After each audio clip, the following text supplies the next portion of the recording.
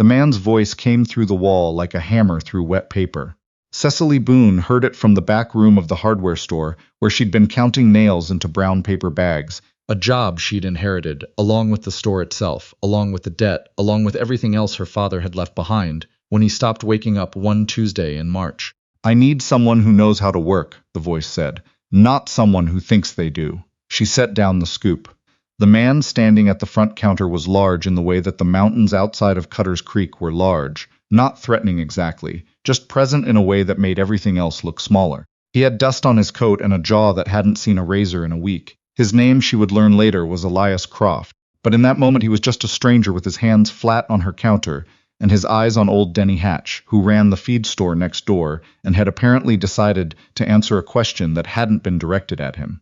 "The girl's capable enough," Denny was saying. "Her father taught her the trade. Her father also ran this place into the ground," Elias said, without malice, as though it were simply a fact written somewhere he'd already read. Cecily stepped through the curtain. Both men looked at her. Denny, with something like apology. The stranger with nothing she could name. "My father," she said, "ran this store for 22 years. He got sick, there's a difference." The man, Elias, looked at her for a long moment. He didn't apologize. He didn't look away either. "Fair enough," he said finally. "Are you the one I need to talk to?" "Depends on what you're talking about." He reached into his coat and pulled out a folded piece of paper. He set it on the counter between them. She didn't touch it. "I've got a homestead claim 11 miles northeast of here," he said. 240 acres. I've been working it alone for 3 years. I've got a cabin, a root cellar, a well that doesn't run dry, and a mule that has more sense than most people I've met." He paused. "And I've got a daughter." Cecily hadn't expected that. "She's 9, he continued. "Her mother died 14 months ago. Nettie, my wife, she was the one who knew how to make a home. I know how to work land. Those are not the same thing, and my daughter is starting to understand that difference in ways that keep me up at night." Cecily looked at the paper. "What is this?" "A proposal, of a practical kind." She unfolded it. It was handwritten, careful, the letters of a man who taught himself to write and never forgot the effort it cost. It laid out terms. Room and board, a share of any profit from the harvest. A second room added to the cabin before winter. Her name on the deed if she stayed through the following spring. And at the bottom, underlined, "This is a business arrangement. Nothing more is expected or offered." She read it twice. "You rode 11 miles to offer me a job," she said. "I rode 11 miles to offer you a partnership." He picked up his hat from the counter. "The job offers don't seem to be working. I've had 2 women out to the claim in the past 4 months. The first one left after a week. The second lasted 3 days. He looked at her steadily. "I'm not an easy man to live with, Miss Boone. I'm not going to tell you otherwise. But I don't lie, I don't drink, and I keep my word." "What happened to the other 2 women?" "The first said the isolation was too much. The second said I was." A pause. She wasn't wrong, probably. Cecily looked around the store, the walls her father had built, the shelves he'd stocked and restocked for 2 decades, the smell of linseed oil and sawdust and something underneath it all that was just him. Gone now, and the store going with him slowly, the debt bleeding out like a wound she didn't have enough hands to press closed. "I have a lease on this building through October," she said. "After that, I haven't decided. October is 3 months away. Yes, I need an answer before then." She folded the paper. She handed it back to him. "I have one condition before I'll even consider it." He waited. "I want to meet your daughter first." Something shifted in his face. Not softness exactly. More like a door that had been shut a long time open just slightly, just enough for air to get through. "That can be arranged," he said. The drive out to the claim took the better part of 2 hours in Denny's borrowed wagon. Elias didn't talk much, which she'd already expected. She'd grown up around men who worked with their hands and saved their words for things that mattered. Her father had been one of them. She knew how to read the silence. What she hadn't expected was the land. She'd lived in or near Cutter's Creek her whole life. She knew what the country looked like. Dry in summer, brutal in winter, occasionally beautiful in the way that hard things could be beautiful. But the Croft claim sat in a valley she hadn't known was there, tucked between 2 low ridges with a creek running along the eastern edge and cottonwood trees that were so old and large they seemed like they'd been there before anyone thought to name the territory. The cabin itself was modest. Rough-hewn logs, a good stone chimney, a porch that was newer than the rest and still smelled like cut pine. A kitchen garden ran along the south wall, beans, squash, something she thought might be turnips at the back. Tended well, better than she'd expected. A girl was sitting on the porch steps. She was small for 9, dark-haired like her father, with her mother's eyes if the photograph on the inside wall was any guide. Hazel, watchful, giving nothing away for free. She looked at Cecily the way a person looks at something they've been warned about. Rosie, Elias said. This is Miss Boone, Cecily said, and offered her hand. The girl looked at it for a moment. Then she shook it. Once, the way a grown woman would. Did you bring anything? Rosie asked. Rosie's her father started. I'm just asking. Cecily reached into the bag she'd brought and pulled out a small tin. Molasses cookies, she said. I made them this morning, my mother's recipe. Rosie took the tin. She didn't open it. My papa burned the last batch of biscuits so bad we had to air out the cabin for 2 days, she said. She said it without cruelty, just as information. Rosie, Elias said again, quieter. It's true. The girl finally looked up at her father. I'm just telling her what it's like.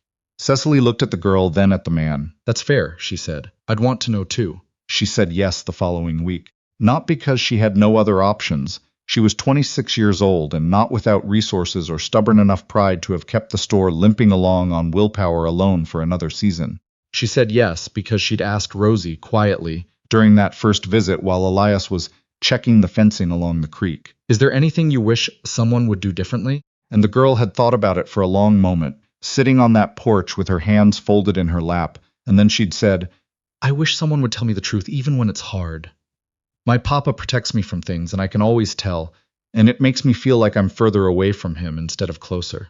Cecily had told Elias what his daughter said, word for word, on the drive back to town. She watched his jaw tighten and his hands tighten on the reins and then slowly loosen. She's right, he said after a long time. He didn't say anything else. But she understood something in that moment that the terms on that folded paper hadn't told her. This was a man who could hear the truth about himself. That was rarer than he knew. The first weeks were hard in the way that first weeks in a new place were always hard. The strangeness of someone else's kitchen, someone else's rhythms. The particular way Elias moved through his own home as though apologizing for the space he took up. She learned that he rose before light and came in for coffee at 7, and liked it strong and black, and didn't want to talk until the second cup. She learned that Rosie woke up talking and didn't stop until she fell asleep, and that the talking was the girl's way of filling up a house that had been too quiet for 14 months. She learned where the flour was kept and where it should have been kept, and quietly moved it without mentioning it. She learned that Elias had been making Rosie's dresses too small for the past year because he hadn't understood how fast children grew. And she spent 2 evenings letting out seams and adding panels, while Rosie sat across the table, telling her everything she knew about every living creature that had ever passed through the valley. Papa doesn't like to talk about Mama, Rosie said one of those evenings, not looking up from the book in her lap. But I do. Is that strange? Not at all, Cecily said and bit the thread. Her name was Nettie, short for Annette. She could whistle with 2 fingers. Rosie put a finger to her lips, considering, Papa can't whistle at all, not even a little.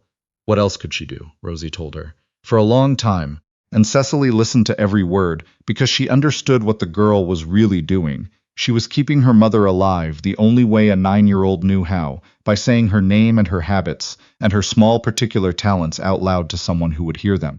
That night, after Rosie was asleep, Elias came in from the barn and found Cecily still at the table, hemming the last of the dresses. He stood in the doorway a moment. She talked about Nettie, Cecily said, not looking up. I hope that was all right. He was quiet for a long time. Nobody else lets her, he finally said. She looked at him then. He was standing with his hat in his hands, looking at the table, and there was something on his face that was too large for the room. She should be able to, Cecily said. She's 9 years old. Remembering her mother isn't disloyalty to anything. He nodded once. He hung his hat on the peg. He said goodnight. But she noticed, in the weeks after that sometimes in the evenings when Rosie would start talking about Nettie, Elias would stay in the room instead of finding something to do outside. The conflict, when it came sideways the way real conflict usually did. There was a man named Douglas Fenn. She deliberately chose a name for him in her own mind that gave him no more weight than he deserved, who had been making offers on homestead claims up and down the valley all summer. He wasn't a rancher. He was something between a lawyer and a speculator, and he had a way of appearing at inconvenient moments with paperwork and a reasonable voice. He arrived on a Thursday afternoon in August, while Elias was up near the ridge fence and Rosie was inside doing her lessons. He introduced himself on the porch, hat in hand. He was pleasant. He explained that he represented a consortium of Eastern interests, water rights, railroad access, the kind of language that meant money wanting to become more money at the expense of whatever was already there. I'd like to speak with Mr. Croft, he said. He's not here at the moment, Cecily said. Perhaps you could give him our offer. He produced a paper. It's a fair price for the claim. Cecily took the paper. She read it carefully, which seemed to surprise him. This is roughly half what this land is worth, she said. His expression shifted just slightly, the way a face does when it recalibrates for a different kind of conversation than expected. Land is worth what someone will pay for it, he said. Land is worth what it produces, she said. This valley produces a reliable water source, 400 bushels of grain per acre in a good year, timber that hasn't been cleared, and proximity to a rail spur that your own consortium is apparently planning to run through the eastern ridge. She handed the paper back, which makes it worth considerably more than what's on this page. He looked at her for a long time. You've done your homework. I grew up in a hardware store, she said. People talk in hardware stores. You'd be surprised what you hear when you're counting nails. He tried 3 more angles. She closed each one. When Elias came down from the ridge an hour later and found her still on the porch and a well-dressed stranger walking back to his horse, the expression on his face was something she didn't have a word for. What did he want? He asked. She told him everything. The offer, the real value of the land, what she'd said, and what she suspected the consortium's actual plans were. She gave him time to be angry that she'd handled it without him. He didn't take it. You know land value, he said when she'd finished. My father did appraisals on the side. I helped with the records. He was quiet for a moment. Then, he would have come back with a lower offer if you'd played ignorant. Yes. So you made it clear it wouldn't work. I thought that was better. He looked at her for a long moment. The late afternoon light was doing something complicated to the valley, and the shadows were long, and he was standing with his arms crossed, and she genuinely could not tell what he was thinking. It was better, he said finally. Thank you.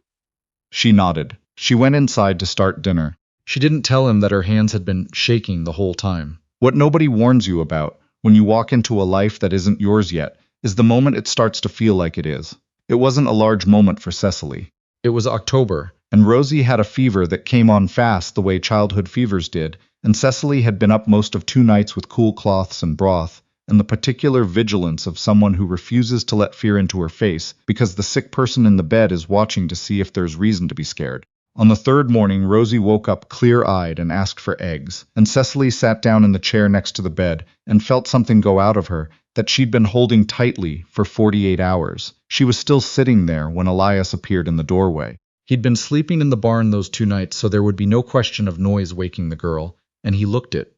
Unshaved, rumpled eyes that had clearly not managed what they were supposed to. He looked at Rosie. The girl waved. She wants eggs, Cecily said. He looked at Cecily then, and she would think about that look for a long time afterward, what it meant and what it didn't mean, and what it was trying to say around the edges of everything he didn't know how to say directly. I'll make them, he said. He burned them. Rosie told him so.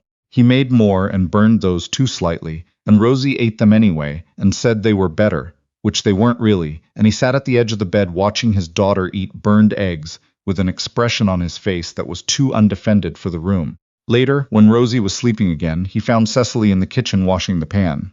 Thank you, he said, for those 2 nights. She's easy to care for, Cecily said. She doesn't complain. She gets that from her mother. She turned around at that. He was leaning in the doorway, and he looked like a man who has carried something heavy for a very long time and is beginning to understand that setting it down is an option. Nettie was stronger than I knew how to say while she was here, he said. I wasn't good at. I let the work take up most of what I had, and I told myself she understood that, and she did understand it. But that isn't the same as it being all right. He looked at his hands. I've been trying to figure out how to do better by Rosie. I don't always know what better looks like. Cecily dried the pan. She set it on the shelf. You listened when she told you she wanted the truth, she said. That's not nothing. That's actually most of it. He looked up at her. People think love is the big gestures, she said. It isn't. It's staying in the room when someone talks about the person you lost. It's making the eggs twice even when you burn them. It's not pretending things are fine when they aren't. She shrugged slightly. You're doing it. You just don't recognize it because you're inside it. He didn't say anything for a moment. Then he said quietly, the deed. I want to put your name on it. Not as a future condition now. She looked at him. The offer was through spring, she said. I know what the offer was. He met her eyes. I'm saying I don't want it to be conditional anymore. Whatever you decide, whether you stay or whether you go back to your store in town or whether you do something I haven't thought of, I want you to have something solid for what you've done here. For Rosie. For those 2 nights. He paused. For what you did with Fen. She looked out the window at the valley. The cottonwoods were going gold at the edges. The creek was low, but it was still moving. I'll stay through winter, she said finally. After that we can talk about the deed. He nodded. But I want to be honest with you about something, she continued. He waited. That was one of his qualities she had come to respect. He knew how to wait. I didn't come out here just because the store was failing, she said. I came because I was 26 years old, and I was lonely in a way that the store wasn't fixing. I want you to know that because you told me at the start that you don't lie, and I don't either, and I think we've been careful with each other in ways that were polite, but not entirely honest. The silence in the kitchen was different from the silences that had come before. I know, he said simply. She hadn't expected that. I've known for a while, he said. I didn't know what to do with it. I'm still not sure I know what to do with it. But I know that Rosie looks at you the way she used to look at her mother, and I know that I have not once in the past 4 months wished you were somewhere else. And I know that those are facts I should probably stop pretending are smaller than they are. Cecily looked at him for a long time. That's honest, she said. I'm trying, he said. Outside, the first cold wind of autumn came down off the ridge and moved through the cottonwoods along the creek, and the leaves lifted and turned and caught the light the way beautiful things do when nobody is particularly expecting it. She put her name on the deed in November. Rosie cried, which she would have denied furiously if asked, but Cecily felt the girl's arms come around her waist and hold on with the particular ferocity of a child who has learned that things she loves can leave without warning and is choosing to love something anyway. There was no ceremony, no announcement. The lawyer from Cutter's Creek came out on a cold Wednesday morning. They signed the paperwork at the kitchen table, and he left, and Rosie immediately wanted to know if this meant Cecily would teach her to whistle with 2 fingers the way her mother used to. And Cecily said she would try, and they spent most of that afternoon on the porch making terrible sounds, while Elias pretended to work on the fence post nearest the house and didn't pretend very well.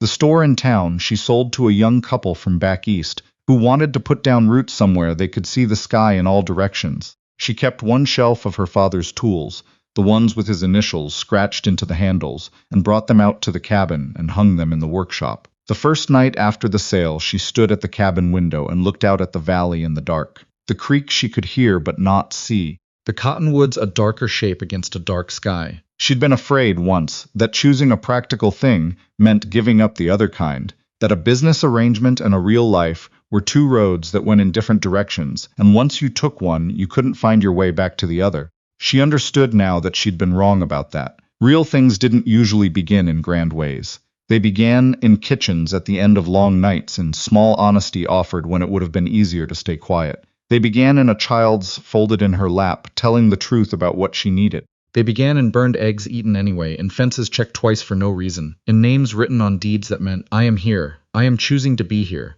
That is not nothing. That is, in fact, most of what it takes. The valley was cold, and it was hers, and the light would come back in the morning the way it always did, indifferent and generous all at once, falling equally on everything that had survived the dark.